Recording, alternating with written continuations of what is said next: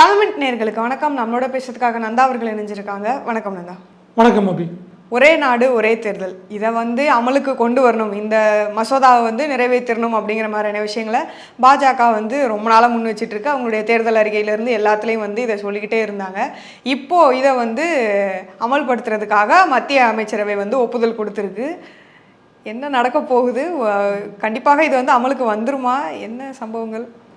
கூடுதல் தகவல் என்ன அப்படின்னா, இன்றைக்கும் இன்றைக்கி நம்ம பேசிகிட்டு இருக்க இன்னைக்கும் நாளைக்கும் பாஜகவை சேர்ந்த ஒரு மக்களவை மாநிலங்களவை எம்பி கூட லீவ் போட்டக்கூடாது, எல்லாரும் ப்ரெசண்ட்டாக இருங்க அப்படின்னு கொறடா மூலமாக சொல்லப்பட்டிருக்கு. பாஜக கூட்டணி சேர்ந்தவங்களுக்கு அப்படின்னு மிக முக்கியமாக பாஜக சொல்லப்பட்டிருக்கு. அப்படிங்கிற விஷயத்தையும் பார்க்கும்போது இந்த 2 நாளில் முக்கியமான ஒரு மசோதா நிறைவேறதுக்கான ஒரு சாத்தியக்கூறுகள் இருக்குது அப்படிங்கிறது நமக்கு தெரிய வருது. ஒரே நாடு ஒரே தேர்தல் இது நீண்ட காலமாக பாஜக முன்வைக்கக்கூடிய ஒரு முழக்கமாக இருந்துக்கிட்டு இருக்கு. 2014 பிரதமர் வேட்பாளராக முதல் முறையாக மோடி தேர்தலை சந்திக்கும் பொழுது இந்த வாக்குறுதியோடு தான் அவங்க வந்தாங்க. இன்னும் சொல்லப்போனால் 1983 இந்த கோரிக்கை வலுப்பெற்றுக்கிட்டு இருக்கு அப்படிங்கிற விஷயம் இருக்குது. இதில் என்ன காரணம் இவங்க முன்வைக்கிறாங்க அப்படிங்கிறதுக்கு முன்னாடி கொஞ்சம் வரலாறை பார்த்துருவோம். இந்தியாவில் 1950 நம்ம குடியரசு சம்பாரம் 47 ஆகஸ்ட் 15 சுதந்திரம் பெற்றோம். நவம்பர் 26 1949 அரசியலமைப்பு சட்டம் ஏற்கப்பட்டு விவாதங்கள் நடைபெற்று ஜனவரி 26 1950 அது அமலுக்கு இந்தியா அப்படிங்கிற குடியரசு அந்தஸ்து கிடைக்கப்பட்டு 1952 நமக்கு தேர்தல் நடைபெற்றுச்சு. அப்போ மாநிலங்களுக்கும் ஒன்றியத்துக்கும் ஒன்றாக தேர்தல் வந்துச்சு. 6 மாதம் அந்த தேர்தல் வந்துச்சு. ஒரு தேர்தல் 6 மாதங்களுக்கு நடந்துச்சு. அப்படிங்கும்போது அன்னைக்கு நம்மளுடைய வாக்காளர்களுடைய எண்ணிக்கை வெறும் 17 கோடி. 17 கோடிக்கு 6 மாதம் அப்படின்னா இப்போ இதை நடைமுறைப்படுத்தணும் அப்படின்னா எத்தனை மாதம் நடத்துவாங்க? அந்த சிக்கல்கள் இருக்குது, அது பின்னாடி பேசுவோம். அப்படி இருந்துக்கிட்டு வந்துச்சு. 52, 57, 62, 67 4 பொது தேர்தல்கள் ஒரே தேர்தலாக தான் நடந்துச்சு. ஒரே நாடு ஒரே தேர்தலாக தான் நடைபெற்றுக்கிட்டு இருந்துச்சு. இப்படியாக முதல் 4 தேர்தல்கள் பெரும்பாலும் ஒரே தேர்தலாக நடைபெற்றுச்சு. 1971 தான் இந்த ஸ்ட்ரக்சர் இருக்குல்ல, ஒரே நாடு ஒரே தேர்தல், அதாவது ஒரே கட்டமான தேர்தல் அப்படிங்கிற அந்த சிஸ்டம் கொலாப்ஸ் ஆக ஆரம்பிக்குது. அதுக்கு முன்னாடியே 1955 ஆந்திராவுக்கு தனியாக தேர்தல் நடைபெற்றிருக்குது. 65 கேரளாவுக்கு நடைபெற்றிருக்குது. 61 தனியாக ஒரிசாவுக்கு நடைபெற்று. இது மக்களவை தேர்தலுக்கு இல்லாமல் தனியாக நடைபெற்ற மாநிலங்களுக்கான தேர்தல். ஏன் இதெல்லாம் தனியாக நடந்துச்சு அப்படின்னா, அங்கே இருக்க ஆட்சியுடைய ஸ்திரத்தன்மை இல்லாமல் ஆட்சி கவர்ந்தது, அந்த மாதிரியான சிக்கல்கள்னால தனியாக தேர்தல் வந்துச்சு. இந்த ஸ்ட்ரக்சர் என்டையராக கொலாப்ஸ் ஆனது காரணம் 1971 தேர்தல். 1967 தேர்தலுக்கு பிறகு 72 தான் தேர்தல் வந்திருக்கணும். ஆனால் அம்மையார் இந்திரா காந்தி இப்போ பிரதமர் வந்தாங்க. என்ன பண்ணுறாங்க அப்படின்னா, கட்சிக்குள்ளே பிரச்சனை இருந்துச்சு. குடியரசுத் தலைவர் தேர்தலில் கட்சிக்குள்ளேயே சண்டை இருந்துச்சு. கட்சி 2 பிளவுபடுது. திமுக ஆதரவில் ஆட்சியை தக்க வச்சவங்க என்ன பண்ணாங்க, நம்ம ஆட்சியை கலைச்சிருவோம், ஆட்சியை கலைச்சி நம்ம தலைமையில் தேர்தல் சந்தித்து ஒரு 5 வருஷத்தை இது பண்ணிக்கலாம். இப்போ கட்சி சிக்கல்கள் இருந்துகிட்ருக்கு. இன்னும் ஒரு வருஷம் கட்சி பிளவுபட்டு சிக்கல் போச்சுன்னா ஜெயிச்சு வரதுக்கு நமக்கு பிரச்சனை வரும். அப்படின்னால இப்போ நம்ம கையில் பவர் இருக்கும்போதே வந்துடலாம் அப்படிங்கிற ஒரு ஸ்கெட்சை போடுறாங்க. போடும்போது அவங்க சில மாநிலங்களுக்கான தேர்தலை அவங்க மாநில அரசுகளை அவங்க டிஸ்கஸ் பண்ணுறாங்க. ஒரு சில மாநிலங்கள் அவங்களா விட்டு கொடுத்து தேர்தலை சந்திக்காங்க. அந்தபடி தமிழ்நாட்டில் 71 தேர்தல் வரும். 67 அண்ணா வெற்றி பெற்றிருப்பார். 69 கருணாநிதி முதலமைச்சர் ஆவார். 72 தேர்தல் வந்திருக்கணும். இவர் என்ன பண்ணுவார், இந்திரா காந்திக்கு நம்ம ஆதரவு கொடுத்துருந்தோம், அந்த சப்போர்ட் நமக்கு இருக்குது, அந்த சூட்டோட நம்மளும் தேர்தலை வச்சுக்கிட்டோம்னா நமக்கு பிரச்சனை இல்லாமல் போயிடும் அப்படின்னு. இன்னொன்று, நம்ம மக்களை சந்தித்து வரல, மக்களை சந்திக்காமல் நம்ம தேர்தலை முதலமைச்சர் ஆகிருக்கிறோம் அப்படின்னு. தமிழ்நாட்டில் மக்களை சந்திக்காமல் தேர்தலான வெகு சில முதலமைச்சர்களில் முதல் முறை கருணாநிதி பதவி ஏற்கும்போதும் அப்படி தான் இருந்திருக்கு. அதுக்கு பிறகு தான் 71 ஒரு பெரும்பான்மையான பெரிய 120 தொகுதிகள்கிட்ட வெற்றி பெற்று வரார். அவருக்கு என்ன நெருக்கடி இருந்துச்சுன்னா, எம்ஜிஆர் தயவில் ஆட்சிக்கு வந்தார் அப்படிங்கிற ஒரு விஷயம் சொல்லப்பட்டுச்சு. எம்ஜிஆர் சைட்லேருந்து ஒரு நெருக்கடி இருந்துச்சு. அப்படிங்கிறனால சரி நம்ம தலைமையில் ஃபேஸ் பண்ணி ஜெயிச்சு ஆளுமை நிரூபிச்சிருவோம் அப்படின்னு தான் அது வரைக்கும் இல்லாத ஒரு வெற்றியை திமுக 71 தேர்தலில் சாத்தியப்படுத்தியிருப்பாங்க. ஸோ அதுக்கு பிறகு அப்படியே கொலாப்ஸ் ஆகி அப்புறம் அங்கே எமர்ஜென்சி வந்துச்சு, ஆட்சிகள் கலைக்கப்பட்டுச்சு. 77 தேர்தல், 80 தேர்தல், இப்படியாக போய்கிட்டே இருந்துச்சு. ஸோ அந்த ஸ்ட்ரக்சர் போச்சு. இப்போ இது 83 மறுபடியும் சொல்கிறாங்க, ஒரே நாடு ஒரே தேர்தல் திருப்பி கொண்டுடலாம் அப்படின்னு. அதுலேருந்து பேச்சுவார்த்தையாக நடந்துகிட்டு இருக்கு. சட்ட சிக்கல், நடைமுறை சிக்கல்லாம் சேர்த்து இப்போ சாத்தியப்படுத்த முடியாதுன்னு ஒரு தரப்பு, சாத்தியப்படுத்தியே தீருவேன் அப்படிங்கிற மோடி தரப்பு அப்படிங்கிற இடத்துக்கு வந்து நிற்கிது. இதே இப்போது 83ல் சொன்னாங்க, அதுக்கப்புறம் இந்திரா காந்தி அதுக்கு ஒத்துக்கலை அப்படிங்கிற மாதிரி விஷயங்கள் தாண்டி இதை எப்போ பிஜேபி கையில் எடுக்க ஆரம்பித்தாங்க? எதனால் இதை இவங்க வந்து இந்த அளவுக்கு ரொம்ப தீவிரமாக முன்னிறுத்துறாங்க? இல்லை, இது வந்து 83ல் வந்து வைக்கும்பொழுது என்ன சொல்ல முடியும், 83ல் இவங்க முன்வைக்கும் பொழுது அப்போ காங்கிரஸ் இருந்துச்சு, அப்போ இவங்க ஜனசங்கம் அப்படிங்கிற வேறு சில பேர்கள் இருந்துகிட்டு இருந்தாங்க. அதுக்கு பிறகு தான் பாஜகவை பரிணமிக்கிறாங்க. இது வந்து வாஜ்பாய் காலத்திலும் சொல்லப்பட்டு முன்னெடுக்கப்பட்ட விஷயங்கள் தான். நடைமுறை சிக்கல், சட்டக்குழு அப்படி இப்படின்னு ஏகப்பட்ட ஆட்கள் வந்து அதுக்கு எதிர்குறல்கள் ஆதரவு அப்படின்னு வைக்கும்பொழுது அது பிரச்சனை இல்லை. இப்போ மோடி வந்து அதை ஏன் வைக்கிறார் அப்படின்னா, மோடிக்கு நல்லா தெரியும், மாநில பிரச்சனைகளை பேசாமல் ஒரு தேர்தலை சந்திப்பது அப்படிங்கிறது வந்து ஒரு சுலபமான விஷயம். மோடி அப்படிங்கிற ஒரு பிம்பத்தை வச்சு நம்ம எலெக்ஷன்ஸை ஃபேஸ் பண்ணிக்கலாம் அப்படிங்கிற அந்த ஒரு விஷயம் இருக்கனால மோடி ஃபேக்டரை வச்சு நம்ம தேர்தல் நடத்திட்டோம்னா 5 வருஷம் நம்மளே எல்லாத்தையும் ஆண்டுக்கலாம் அப்படின்னு. இதில் இன்னொரு கூடுதலாக அவங்க ஃபஸ்ட்டு என்ன இன்சிஸ்ட் பண்ணாங்க அப்படின்னா, மக்களவை சட்டப்பேரவை மட்டுமல்ல மாநகராட்சிகளுக்கும் தேர்தல் இந்தியா முழுவதும் ஒரே கட்டமாக அதாவது ஆட்சி பொறுப்பேற்று 100 நாளில், ஆட்சி பொறுப்பேற்ற அடுத்த 100 நாளில் மாநகராட்சிகள், நகராட்சிகள், உள்ளாட்சி அமைப்புகளுக்கும் தேர்தல் நடத்தி முடிச்சிடணும் அப்படிங்கிற ஒரு விஷயத்தை எடுத்துகிட்டு வந்தாங்க. இப்போ அது நடைமுறை சிக்கலுங்கிறனால அதை மட்டும் கொஞ்சம் ஹோல்டு பண்ணியிருக்கிறதாக சில மூத்த பத்திரிகையாளர்கள்லாம் சொல்கிறாங்க. பட் அதுவே நடைமுறை சாத்தியம் இல்லை அப்படிங்கும்போது இது வந்து சத்தியமாக சாத்தியமில்லை அப்படிங்கிற ஒரு விஷயம் இருக்குது. இல்லை, இப்போது அந்த உள்ளாட்சி தேர்தல் அது எல்லாமே வந்து சாத்தியம் இல்லை, அது ரொம்ப பெருசாக இருக்கும். இருக்கிற எல்லாத்தையுமே வந்து ஒரே டைமில் இல்லை இந்த இது முடிஞ்ச இந்த 100 நாளில் நடத்துறதுங்கிறது சாத்தியம் இல்லை. ஆனால் இப்போ இந்த ரெண்டைத்தையும் ஒரே மாதிரி நடத்தணுன்றாங்கல்ல, இதுவே வந்து எந்த அளவுக்கு சாத்தியப்படும் அப்படிங்கிற ஒரு கேள்வி இருக்குல்ல. ஒட்டுமொத்தமாக நாடு முழுக்க ஒரே முறையில் வந்து தேர்தல் நடத்தணும் அப்படிங்கிறது வந்து எந்த அளவுக்கு சாத்தியக்கூறாக இருக்கும்?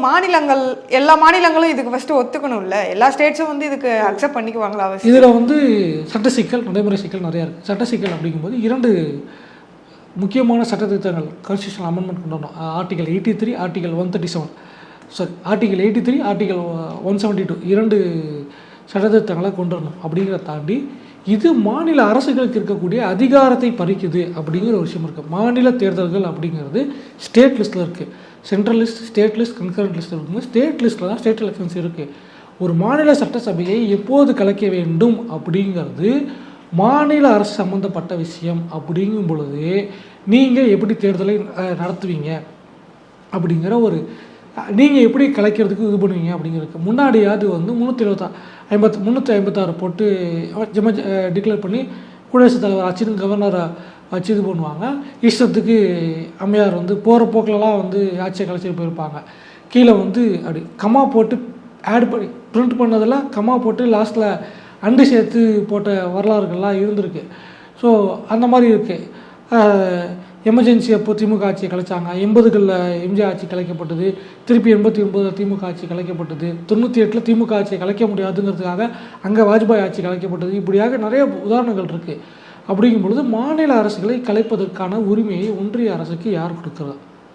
அது மாநில அரசின் உரிமை. அப்படிங்கும் பொழுது மாநிலத்துடைய சுயாட்சி சம்மந்தப்பட்டது. அது தவறான ஒரு விஷயம் அப்படிங்கிற விஷயம். முதல்ல இது நடைமுறையில் சட்டமாக பாஸ் ஆகுது அப்படின்னாலுமே 3/2 பங்கு பெரும்பான்மை வேணும் அப்படிங்கிற ஒரு விஷயம் சொல்லப்படுது. 543 பேர், அதில் 3/2 பங்கு அப்படின்னு எடுத்துக்கிட்டோம்னா சுமார் 362 பேர் வேணும் அப்படிங்கிறது தான் நிதர்சனமான உண்மை. ஆனால் பாஜக கூட்டணி என்டிஏ அப்படிங்கிற இடத்துல 93 எம்பிக்கள் தான் இருக்காங்க, கூட்டணியெல்லாம் சேர்த்து. இவங்க வந்து எதிர்க்கட்சிகள், இந்தியா கூட்டணிக்குள்ளே, இந்தியா கூட்டணிக்கு வெளியே போட்டிட்டவங்க அப்படி இப்படின்னு மொத்தமாக சேர்த்தா 239 பேர் இருக்காங்க. வெளியே ஒரு 11 எம்பிக்கள் மட்டும்தான் இருக்காங்க. எப்படி கணக்கு பார்த்தாலும் 304 எம்பி தான் பாஜக கிட்ட இருக்குது. ஒரு 50 எம்பிக்கள் வந்து துண்டில் ஊற்றி. இந்த 50 எம்பிக்கள் எங்கேருந்து வந்து ஓட்டு போடுவாங்க அப்படிங்கிற ஒரு கேள்வி இருக்குது மக்களவையில். மாநிலங்களவையும் கிட்டத்தட்ட இதே மாதிரியான ஒரு நிலைமை தான் இருந்துக்கிட்டு இருக்குது. ஸோ அது பாஸ் ஆகணும், பாஸ் ஆகி சுப்ரீம் கோர்ட்டில் வேலிடேஷனுக்கு போகணும் அப்படிங்கிற ஒரு தகவல் சொல்லப்படுது. அது எந்தளவுக்கு உண்மைன்னு தெரில. ஒருவேளை அங்கே போகுது அப்படின்னா சுப்ரீம் கோர்ட் அதை இது பண்ணணும், அப்புறம் பிரசிடென்ட் அப்ரூவ் பண்ணணும். இது போக ஒவ்வொரு மாநில அரசுகளும் வந்து அவங்களுடைய மாநில உரிமைகளை விட்டு கொடுப்பதற்கு மாநில அரசுகள் வந்து சட்டம் இயற்றணும். 50% அதாவது மொத்த இந்தியாவில் இருக்க மாநிலங்களில் 50 சரிபாதி மாநிலங்கள் வந்து சட்ட திருத்தத்தை ஏற்றுக்கு நடைமுறைப்படுத்தி கொடுக்கணும் அப்படிங்கிற விஷயங்கள் இருக்குது. பாத்தி வந்து பாஜக கூடிய மாநிலங்கள் அப்படிங்கிற விஷயங்கள் இருந்தாலும் இவங்க என்ன சொல்கிறாங்கன்னா, மோடி அப்படிங்கிற ஒரு பிம்பம் அல்லது ஏதோ ஒரு சென்ட்ரல் ஃபோர்ஸ் வச்சு 29 இப்போ அடுத்த தேர்தல் நடத்துகிறாங்க அப்படின்னா 29க்கு பிறகு திருப்பி அடுத்து வந்து 34 தான் தேர்தல், ஸ்டேட்டுக்கும் அப்போ தான் தேர்தல் அப்படிங்கிற ஒரு விஷயத்த கொண்டு வரணும் அப்படின்னு நினைக்கிறாங்க. பட் இது மாநில அரசுகளுடைய உரிமை சம்மந்தப்பட்டது. இரண்டாவது, இந்தியாவை பொறுத்த வரைக்கும் வந்து மூத்த பத்திரிகையாளர் தரசு ஷியாம் வந்து ஒரு நிறுவனம் சொல்லியிருந்தார். என்ன அப்படின்னா, ஃபிக்ஸ்டு டேர்மா ஃப்ளெக்சிபிள் டேர்மா அப்படிங்கிறது தான் இங்கே பவரை பொறுத்த வரைக்கும். அமெரிக்கா வந்து ஃபிக்ஸ்டு டேர்ம், என்ன பண்ணாலும் 4 வருஷத்துக்கு ஒரு கதை தேர்தல், 4 வருஷத்துக்கு முன்னாடி தேர்தல் வராது, ஃபிக்ஸ்டு டேர்ம்.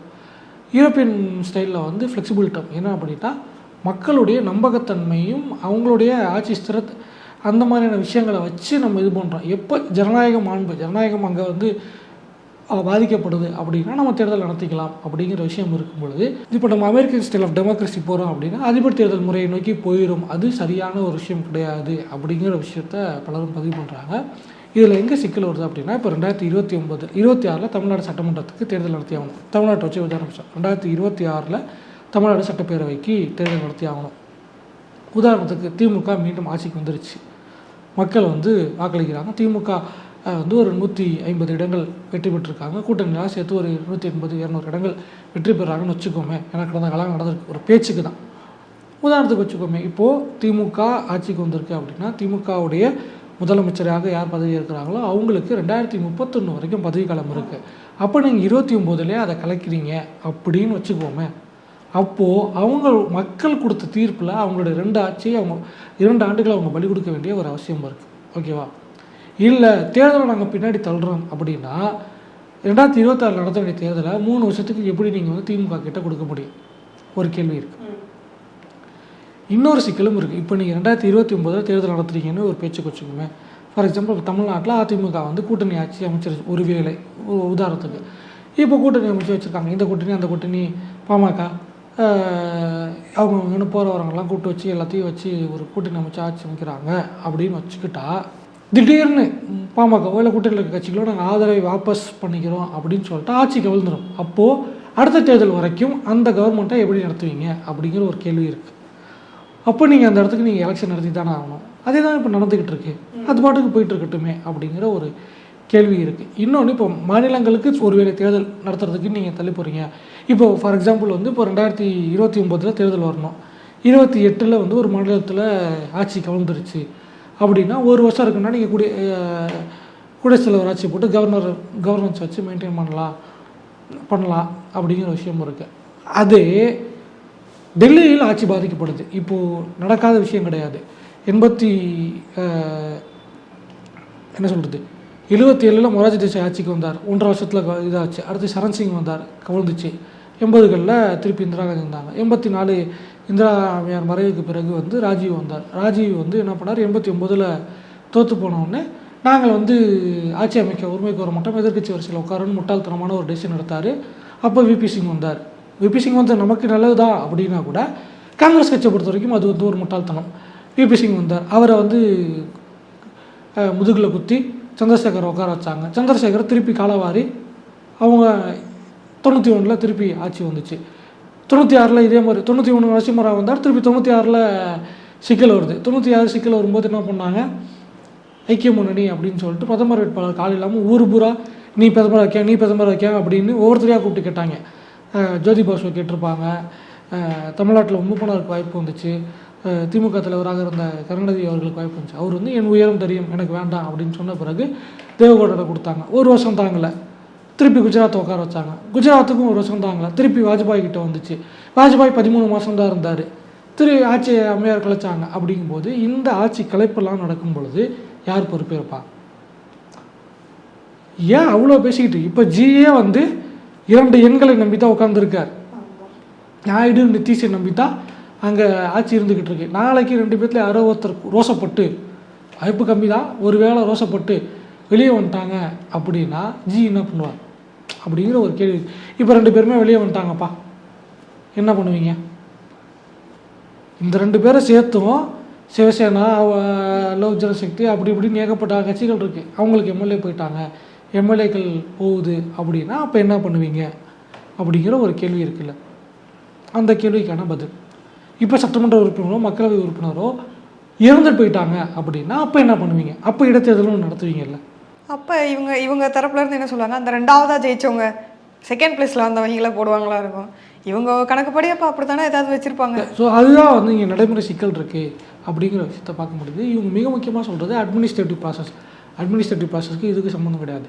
அதிகபட்சமாக இவங்க வந்து தேர்தலை வந்து இது ஏன் வந்து பாஜக விரும்புது அப்படின்னா, முதற்கட்டமாக பாஜகவுக்கு இதனால் என்ன பலன் அப்படின்னா, பாஜக என்பது வந்து கொள்கை சித்தாந்தம் அப்படிங்கிறதா தாண்டி அவங்க வந்து ஒரு தேர்தல் இயந்திரம்.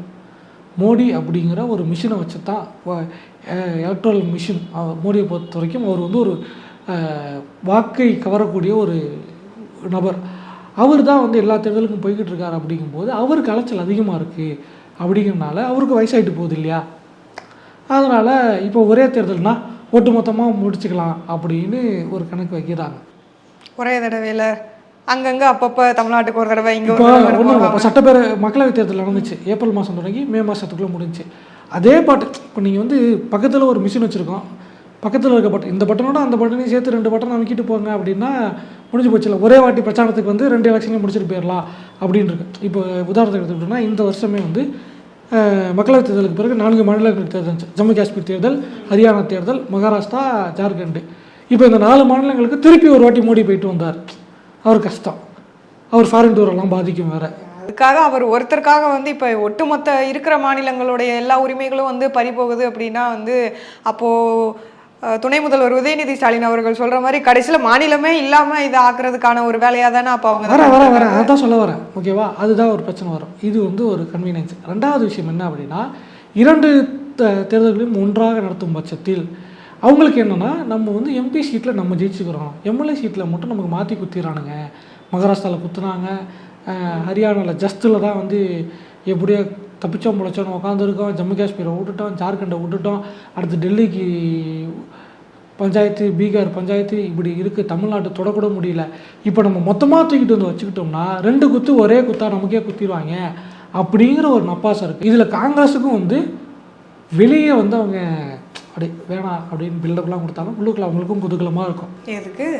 ஏன் அப்படின்னா இப்போ வந்து ஃபோக்கஸ் டெல்லியை மட்டும்தான் ஃபோக்கஸ் பண்ணியிருக்கும் ஒரே தேர்தல். அப்படிங்கும்போது தேசிய பிரச்சனையை வச்சு இவங்க பிரச்சாரம் பண்ணால் போதும், ஸ்டேட்டு பிரச்சனை பெருசாக பேச வேண்டிய தேவை இருக்காது. அப்போது திமுக, பகுஜன் சமாஜ்வாதி, இவங்க ராஷ்ட்ரிய ஜனதா தளம், லல்லு, சந்திரபாபு நாயுடு, அந்த பக்கம் சந்திரசேகர் ராவ், இங்கிட்டு கர்நாடகாவில் யார் குமாரசாமி, அங்கிட்டு வந்து தீதி, இப்படி வந்து பிராந்திய கட்சிகள்லாம் தலை தூக்கவே முடியாது, டேய் நாங்கள் தான் அப்படின்னு அவங்க வந்து அவங்கள கொஞ்சம் கொஞ்சமாக ஒழிச்சு கட்சியவே காலி பண்ணிடலாம். பிராந்திய கட்சி இருக்கிற அங்கே அவங்க 2 பேருக்கும் ஏதோ ஒரு விதத்தில் பலன் இருக்குன்னு வச்சுக்கலாம். பிராந்திய கட்சிகளே இல்லாமல் ஆகக்கூடிய ஒரு நிலைமை வந்துடும் அப்படிங்கிறது தான் இங்கே இருக்கிற இன்னொரு சிக்கல். இதையெல்லாம் தாண்டி ஒரு குடிமகனாக இதை இப்போ வந்து ஒரே நாடு ஒரே தேர்தல், இதை யார் ஆதரிக்கிறாங்க யார் எதிர்க்கிறாங்க அப்படின்னு அரசியல் கட்சிகளுடைய பார்வையெல்லாம் வெளியே தூக்கி ஓரமாக வச்சுட்டாலும், நம்ம குடிமக்களாக ஓட்டு போடக்கூடிய ஒரு வாக்காளனாக நம்ம பாயிண்ட் ஆஃப் வியூ வந்து பார்க்கும்பொழுது எனக்கு பிடிக்காத ஒரு ஆட்சி இருந்துக்கிட்டு இருக்கு, அந்த ஆட்சியை நான் வந்து வீட்டுக்கு அனுப்பணும்னு நினைக்கிறேன் அப்படின்னா நான் வீட்டுக்கு அனுப்பிட்டு போகலாமே. எம்எல்ஏக்கள் வந்து பிரச்சனை வருது, அரசுக்கு எதிராக போராட்டம் பண்ணுறாங்க அடுத்துன்னா ஆட்சியை கவிழ்க்க முடியும், பிரச்சனை பண்ண முடியும். ஆனால் நீங்கள் அதுக்கான சாத்தியக்கூறுகளே கொடுக்கல. 5 வருஷம் தேர்தல், பிடிக்குதோ பிடிக்கல அவங்க தான் ஆளுவாங்க அப்படிங்கிற ஒரு விஷயம் இருக்குது. ரெண்டாவதாக நீங்கள் சென்ட்ரல் எலெக்ஷனை ஃபோக்கஸ் பண்ணி நீங்கள் வந்து சைமல்டேனியஸ் எலெக்ஷன் வைக்கும் பொழுது என்னுடைய மாநில பிரச்சனைகளுக்கு நீங்கள் வந்து முக்கியத்துவம் கொடுக்க மாட்டீங்க அப்படிங்கிற ஒரு விஷயம் இருக்குது. ஆக இது வந்து மக்களுடைய வாக்களிக்கும் உரிமையிலேருந்து மாநில உரிமையிலேருந்து ஏகப்பட்ட உரிமைகளுக்கு ஒரு வேட்டு வைக்கக்கூடிய ஒரு விஷயமாகத்தான் இருக்கும். அதுதான் ஒட்டுமொத்தமாக அப்போ தேசிய அளவில் இருக்கக்கூடிய அந்த 2 கட்சிகள், அது பிஜேபி காங்கிரஸ் தவிர்த்து மற்ற பிற கட்சிகளுக்கு கூட இதுவாக இருந்தாலும் இங்கே உதயநிதி ஸ்டாலின் சொல்கிற மாதிரி தானே அப்போ கடைசியில் வந்து நிற்கிது. ஒட்டு மொத்தத்தில் அப்போ மாநிலங்களே இல்லாமல் அவங்களுக்குடைய உரிமையும் இல்லாமல் அந்த பன்முகத்தன்மைங்கிறதும் இல்லாமல் பிடிக்குதோ பிடிக்கலையோ இதுதான் அவங்க தலையெழுத்து அப்படிங்கிற மாதிரி தானே அப்போ கடைசியில் வந்து நிற்கும். ஸோ அந்த இடத்துக்கு தான் அவங்க கொண்டு போகிறாங்க. கிட்டத்தட்ட வந்து இப்போ அமெரிக்காவில் வந்து பார்த்தா இப்போ ட்ரம்ப்பு, கமலா ஹாரிஸ் போட்டி போட்டாங்க. அந்த லிஸ்ட்டு பார்த்திங்கன்னா கூட ஒரு 3-4 பேர் இருப்பாங்க. அவங்களாம் யாருன்னே வெளியே தெரியாது, அவங்களுக்கு ஜெயிக்கிறதுக்கான சாத்தியக்கூறுகளும் கிடையாது. அங்கே வந்து 2 கட்சி ஆட்சி முறை அப்படிங்கிற ஒரு விஷயம் இருக்குது. அது இவங்க இல்லாங்க அந்த இடத்துக்கு தான் கொண்டு போய் இவங்க வந்து நிறுத்துறதுக்கான சாத்தியக்கூறுகள் இருக்குது அப்படிங்கிறது தான் பார்க்க வேண்டியிருக்கு. அதைத்தான் வந்து இப்போ திமுக எதிர்க்க வேண்டிய ஒரு கட்டத்துக்கு வந்திருக்காங்க. ஏன்னா மாநில உரிமைகளை பேசி வளர்ந்த கட்சி அவங்களுடைய உரிமைகளை கொண்டு போய் அவங்க எப்படி இன்னொரு இடத்த கொடுக்க முடியுங்கிற விஷயம் இருக்குல்ல. அதனால் இப்போ வந்து முன்னாடி இது அதிமுக எதிர்த்துச்சு, 2019 ஆதரித்தாங்க, 21லேயும் 24 தேர்தலுக்கு முன்னாடி ஆதரித்தாங்க, 24 தேர்தலுக்கு பிறகு வந்து எதிர்க்கிறாங்க. சீட்டு குலுக்கி போட்டு என்ன ஏதுன்னு பொறுமையாக முடிவு பண்ணுவாங்கன்னு நினைக்கிறேன். சரி, இதில் அதிமுகவோட ஸ்டாண்டு தாண்டி இப்போது திமுக எதிர்க்குது அப்படின்னு பேசிகிட்டு இருக்கோம். இந்த பக்கம் ஸ்டாலின் அவர்களும் வந்து அதை வந்து பண்ணக்கூடாது அப்படிங்கிற மாதிரியான விஷயம் உதயநிதி ஸ்டாலினும் சொல்கிறாங்க. ஆனால் இதெல்லாத்தையும் பார்க்கும்போது இப்போ வந்து அது ட்விட்டரில் நீங்களும் பார்த்துருப்பீங்க. இப்போ இவங்க 2 பேரை தாண்டி வந்து கருணாநிதி அவர்களே வந்து நெஞ்சுக்கு நீதியில் வந்து ஒரே நாடு ஒரே தேர்தலை வந்து ஆதரிக்கிறேன் அப்படிங்கிற மாதிரியான விஷயங்களை அதில் சொல்லியிருக்காரு. பார்த்தீங்களா, அவரே வந்து அப்போ அதுக்கு சப்போர்ட் பண்ணி தான் பேசியிருக்காரு. நீங்கள் என்ன இப்போ இது மாதிரி பண்ணிருக்கீங்க அப்படிங்கிற மாதிரியான விஷயங்களெல்லாம் வந்து ஒரு ட்ரோல் மெட்டீரியலாக திரும்ப வந்து அதை வந்து கலைஞரே வந்து மேலே இருந்து இவங்களுக்குலாம் கடிதம் எழுதுகிற மாதிரிலாம் வந்து ட்ரோல் பண்ணி. அது ஒன்றும் நம்ம சங்கி பாய்ஸ்க்கு வந்து எப்பொழுதுமே வந்து அறிவு கம்மி அப்படிங்கிறத மறுபடியும் ப்ரூவ் பண்ணுறாங்க. ஓகேவா, 1971 கால தேவைக்கு ஏற்ப அந்த ஒரு முடிவை கலைஞர் கருணாநிதி எடுத்தார். எப்பொழுதுமே ஒரே நாடு ஒரே தேர்தல் இருக்கணும் அப்படின்னு அவர் சொல்லலை. 71 நடந்த விஷயத்தை வச்சு தான் அந்த 71க்கு மட்டும் எழுதுனது தான் அந்த நெஞ்சுக்கு நீதியில். 77, 80 அதுக்கு பிறகுலாம் வந்து இவர் வந்து என்ன ஒரே நாடு ஒரே தேர்தல்னு சொல்லி ஒவ்வொரு வாட்டி ஆட்சியை கலைச்சிக்கிட்டு இருந்தாங்களா, இல்லை ஒவ்வொரு வாட்டி கருணாநிதி வந்து சொன்னாரா? அன்றைய கால சூழ்நிலைக்கு எடுத்த முடிவு அது. இன்றைக்கி கால சூழ்நிலைக்கு இந்த முடிவு எடுக்கிறான். ஓகேவா, ஒருத்தவங்க வந்து இப்போ 10 வயசில் ஒரு பிள்ளைக்கு பேண்ட் சட்டை ஒரு ட்ரெஸ் எடுத்திருப்பாங்க, ஒரு துணி எடுத்திருக்காங்க அப்படின்னா அந்த பையன் வந்து எருமை மாடு மாதிரி வளர்ந்து 25 வயசு வந்த பிறகு இந்தாடா பேண்ட் சட்டை, இந்த பேண்ட் சட்டையை போட்டுக்கடா அப்படின்னா எப்படி பார்த்தோம்? டேய் இது ஓன் ட்ரெஸ்ஸு தான்டா, 10 வயசு இப்போ போட்டல, அப்போ இப்போயே அதே போட மாட்டியா அப்படின்னு கேட்டோம்னா எப்படி ஒரு கோமாளித்தனமான நகைப்புக்குரியதாக இருக்குமோ அதே மாதிரியான ஒரு வாதம் தான் ஒன்று. இன்னொன்று வந்து அவர் அன்னைக்கு தப்பு பண்ணிட்டார், இன்றைக்கி அவருடைய மகன் தவற திருத்த நினைக்கிறார். இதில் என்ன விஷயம் இருக்குது? அப்போ கலைஞர் கருணாநிதி சொன்னால் எல்லாத்தையும் ஏற்றுக்குவீங்களா? ஒரே நாடு ஒரே தேர்தலுக்கு அவர் சொன்னால் ஏற்றுக்குறீங்க. ஆலய நுழைவில் வந்து இடஒதுக்கீட்டிலேருந்து எல்லா விஷயத்தையும் அவர் பேசிட்டு எல்லாத்தையும் நீங்கள் ஏற்றுக்கோங்க. அது எங்களுக்கு தேவையில்ல, இது எங்களுக்கு சாதகமாக இருக்குது, அதனால் நாங்கள் அதை பேசுகிறோம். மக்கள் நலன் சார்ந்து என்ன இருக்கோ அதை தான் பேச முடியும். அன்றைய நலன் அன்னைக்கு இருந்துச்சு. அது திமுக நலனாகவோ தமிழ்நாடு நலனோ கூட்டணி நலனோ என்ன காரணம் பண்ணணும், அன்னைக்கு எடுத்த நிலைப்பாடு அன்னைக்கோட முடிஞ்சு போச்சு. 2024 இன்னைக்கு இருக்க அரசியல் சூழ்நிலைக்கு அப்போ தான் முடிவு எடுக்க முடியும். அந்த முடிவை தான் திமுக எடுத்திருக்காங்க அப்படின்னு பார்க்க வேண்டிய முடியும். அன்னைக்கு அவர் சொன்னார், இன்றைக்கி மாற்றி செஞ்சுட்டாங்க அப்படின்னு. ஆரம்ப காலத்தில் இடஒதுக்கீடு கம்மியாக இருந்துச்சு, இன்றைக்கி வந்துச்சு. சரி, இவ்வளோ சொல்கிறீங்க. நேற்று வந்து பூரி சங்கராச்சாரியார் வந்து இந்தியாவில் சட்டம் சரியாக இருந்தால், ஜுடிஷியல் சிஸ்டம் சரியாக இருந்தால் மோடி அமித்ஷாவும் ஜெயிலில் உட்காந்துருப்பாங்க அப்படின்னு சொல்கிறாரு. உங்கள் முன்னாள் எம்பி சுப்பிரமணிய சாமியை வரவேற்றிருக்காரு. உடனே ஒத்துக்குவீங்களா? சங்கராச்சாரியார்கள் வந்து இந்து துறவிகள் பேசுகிறதெல்லாம் வந்து தெய்வ வாக்கு, சங்கராச்சாரியார் பேசுகிறத ஏற்றுக்கணும் அப்படின்னு சொல்லுவீங்களா? இப்போ வந்து நாங்கள் வந்து அவர் சாமியாரே இல்லைன்னுவோம், போலி சாமியார்னுவோம். இந்த பக்கம் சுப்பிரமணிய சாமி ஏற்கனவே அவர் நிறைய விஷயங்கள் அது மாதிரி தான் பண்ணிருக்காரு. அதனால நாங்கள் அதை கணக்கிலே சேர்க்க மாட்டோம். அமெரிக்க உளவாளி, அமெரிக்க கைக்கூலின்னு அவ்வளோதான். எங்களுக்கு எதிராக பேசினா நீங்கள் வந்து பாரத நாட்டுக்கு எதிராக வந்து நீங்கள் வதந்தியை பரப்புறீங்கன்னு அவங்க சொல்லுவாங்க.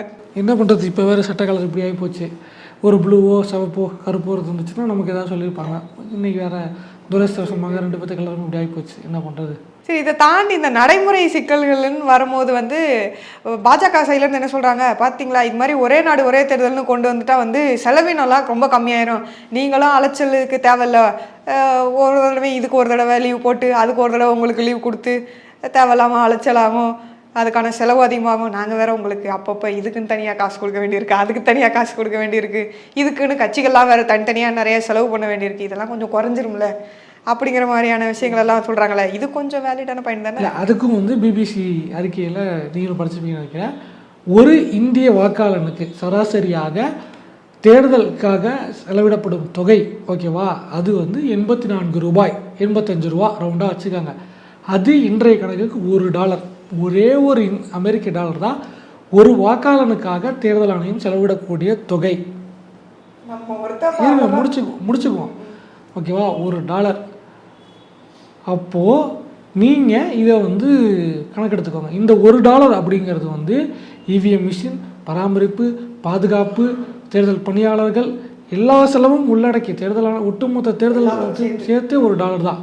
நம்ம பங்காளிங்க பக்கத்தில் பாகிஸ்தானு $1.25 செலவு பண்ணுறாங்க. ஏன் கென்யா $25 செலவு பண்ணுறாங்க, ஒரு வாக்காளருக்கு $25. அப்போ யோசிங்க, நம்ம மதிப்பெல்லாம் வெறும் $85 நிற்கிது. இவ்வளோ தான் இருந்துக்கிட்டு இருக்கு. இன்னொன்று 4000 கோடி இந்திய தேர்தலுக்கான செலவுகள் அப்படிங்கிறாங்க.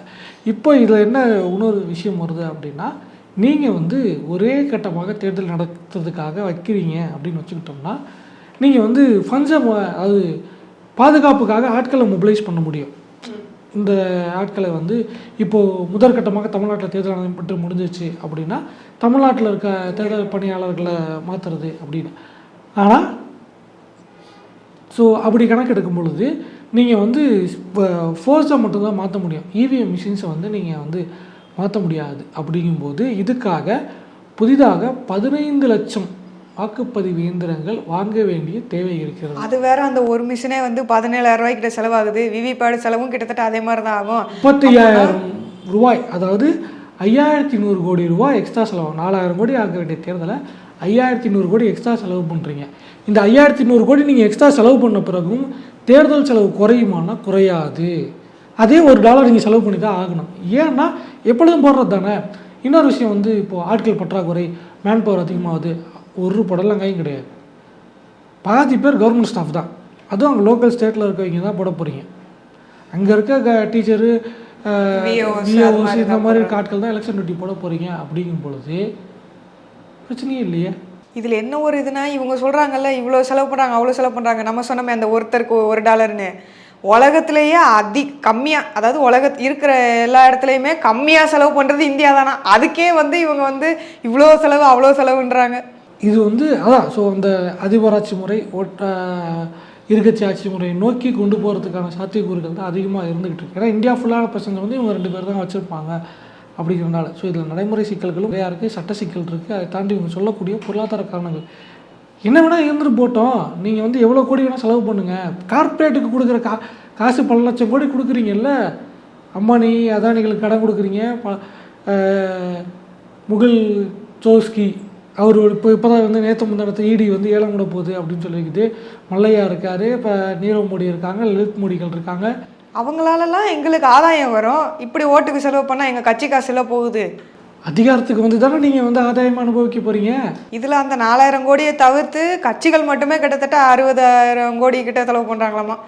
நீங்கள் இன்னும் அதை வேணால் நீங்கள் குறைங்க. நான் எலெக்ஷன் வந்து தேர்தல் ஆணையமே பண்ணிடுறோம். எலெக்ஷன்லேருந்து இப்போ ஒரே விஷயந்தான்.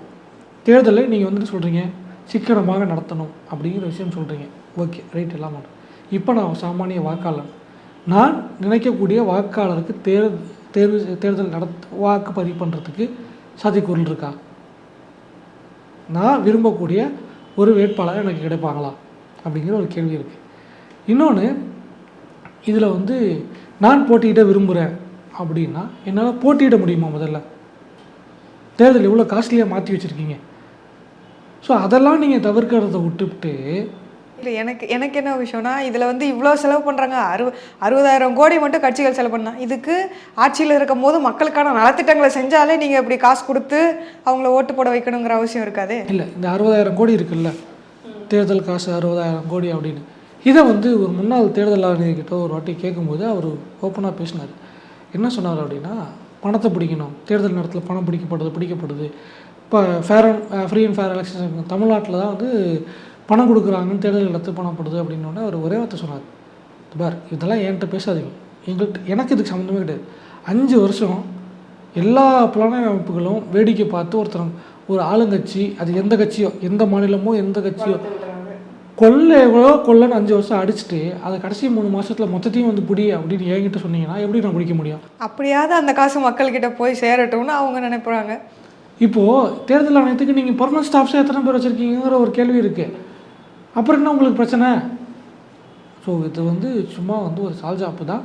மக்களை முட்டாளாக்கும், மக்களை வந்து என்ன சொல்கிறது, மக்களை அவங்களுடைய உரிமைகளை பறிக்கக்கூடிய ஒரு விஷயமாக தான் இருக்கும். கிட்டத்தட்ட மக்களை வந்து அடிமைப்படுத்தக்கூடிய ஒரு நிலைமைக்கு நம்ம தள்ளப்படுவோம் அப்படிங்கிறது தான் இதோடைய பின்னாடி இருக்கக்கூடிய சுச்சம்.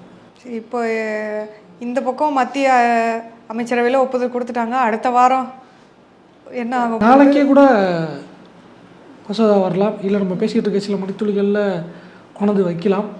இது பாஸ் பண்ணணும், அப்புறம் கமிட்டிக்கு போகணும், ஏகப்பட்ட விஷயங்கள் இருக்குது. நடைமுறைக்கு வருவதற்கான சாத்தியக்கூறுகள் கொஞ்சம் கம்மியாக தான் இருக்குதுனாலும் நேர் வழியில் நாங்கள் போனதில்லை, குறுக்கு வழியில் போய் தான் நாங்கள் பழக்கம். அப்படிங்கிறனால ஏதாவது ஒன்று பேசி சஸ்பெண்ட் அப்படின்னு 10 பேர்த்த தூக்கி வெளியே போடு பாய்ஸ் அப்படின்னோம்னா அவங்க வந்து ஒரு 50 பேர்த்து குண்டு கட்ட வெளியே தூக்கி போடுவாங்க. வெளியே தூக்கி போட்டோன்னே மொத்தமாக எவ்வளோ இருக்காங்க, நம்ம பசங்க மட்டும் ஒரு 300 பேர் இருக்காங்க ஜி, போட்டுக்க 300 பேர் அப்படின்னு நம்ம ஓட்டு போட்டுக்கிட்டோம் அப்படின்னு அப்படியும் போட்டுக்கலாம். என்ன பண்ணுவாங்கன்னு தெரியல, பார்ப்போம் பொறுத்திருந்து. மீண்டும் மற்றொரு வீடியோவில் சந்திக்கிறோம். நன்றி, வணக்கம்.